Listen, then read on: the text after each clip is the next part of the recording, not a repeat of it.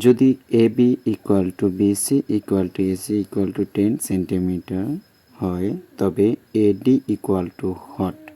এটা দেখুন সিলেট বোর্ড 2019 সালে এসেছে।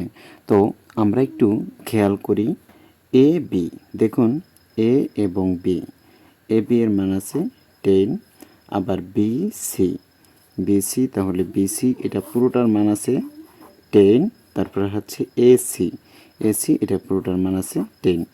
এখন দেখুন আমরা জানি যে 3 বাহুর মান যদি একই মান হয় সেটা সমবাহু ত্রিভুজ হয়।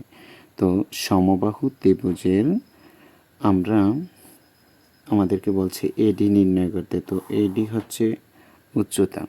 যদি সমবাহু ত্রিভুজের আমরা উচ্চতা নির্ণয় করি তো আমরা উচ্চতার সূত্রটা লিখতে পারি।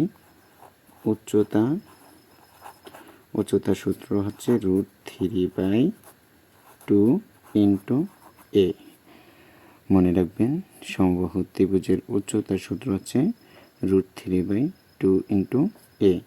তো আমরা এখানে √3 লিখে দেব, 2 ইন্টু এখানে এর মান তারা কত দিয়ে দিয়েছে, এটাকে এ বলা হয়, এটা এ। তো এর মান তারা 10 দিয়ে দিয়েছে, তো আমি 10 লিখে দেব।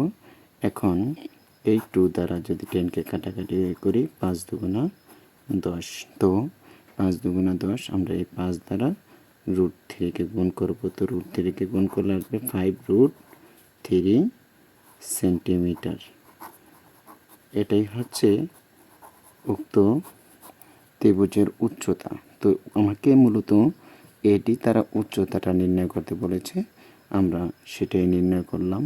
দেখুন এই টাইপের ম্যাথগুলো খুব ইজি যদি আমরা চেষ্টা করি।